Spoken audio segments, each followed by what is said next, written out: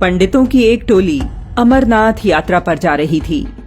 वे सोच रहे थे, क्या ये उनकी आखिरी अमरनाथ यात्रा है? क्या वे दोबारा यहाँ आ सकेंगे? नहीं। इतना सोचते ही उनके मन दुख और भय से भर गए। आखिर क्यों दुखी थे ये ब्राह्मण? मुस्लिम शासक औरंगजेब ने कश्मीर के पंडितों को 6 महीने में हिंदू धर्म त्याग, इस्लाम अपनाने का आदेश दिया था। कोई रास्ता ना देख वे अमरनाथ यात्रा पर निकल पड़े। मार्ग में पहलगाम में ठहरना निश्चित हुआ। कुछ ही देर में वहां एक और टोली आ पहुंची। ब्राह्मण मुखिया कृपाराम ने उन साधारण लोगों में एक असाधारणता देखी।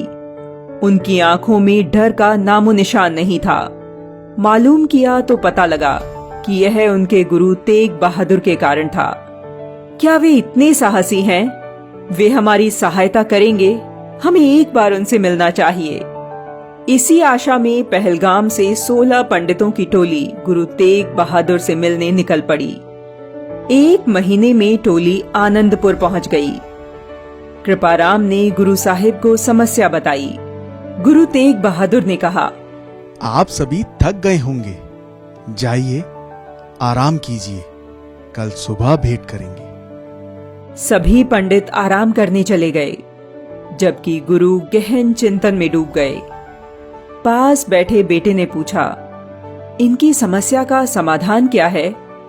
गुरु ने कहा, यदि कोई पवित्र व्यक्ति अपना बलिदान दे तो इन पंडितों को बचाया जा सकता है। बेटा गोविंद तुरंत बोल उठा, आपसे पवित्र कौन हो सकता है? बेटे की बात सुनकर गुरु मुस्कुराए। उन्होंने कहा, तुम ठीक कह रहे हो बेटा, ऐसा ही होगा।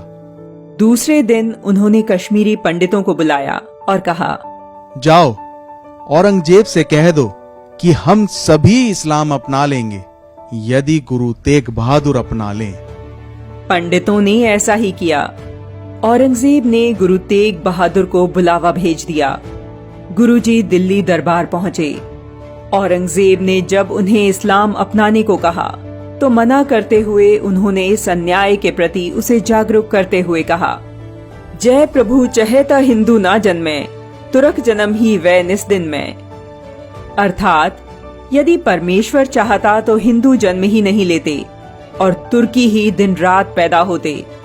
परंतु वह कहाँ मानने वाला था। उसने गुरु तेग बहादुर को कारावास में डलवा दिया। उन्हें कठोर यातनाएं दी जाने लगी। उनके साथी भाई मतीदास को बीच से चीर डाला गया। उनके शिष्यों को बंदी बनाकर उनके सामने ही जीवित जला डाला। किंतु गुरु संकल्प से न डिगे। गुरु के संकल्प से चिढ़कर औरंगजेब ने गुरु तेग बहादुर के कत्ल का आदेश दे दिया। दिल्ली के चांदनी चौक में गुरु तेग बहादुर ने तिलक जनेऊ की रक्षा के लिए अपना बलिदान दिया। दिल्ली का शीशगंज गुरुद्वारा वही स्थान है जहां उन्होंने बलिदान दिया। बलिदान के बाद उनके शिष्य सिर और धड़ को सुरक्षित निकाल ले गए। जहां उनके धड़ का अंतिम संस्कार किया गया वहां आज श्री गुरुद्वारा रकाबगंज साहिब है, जबकि जहां सिर का अंतिम संस्कार हुआ वहां श्री गुरुद्वारा आनंदपुर साहिब है।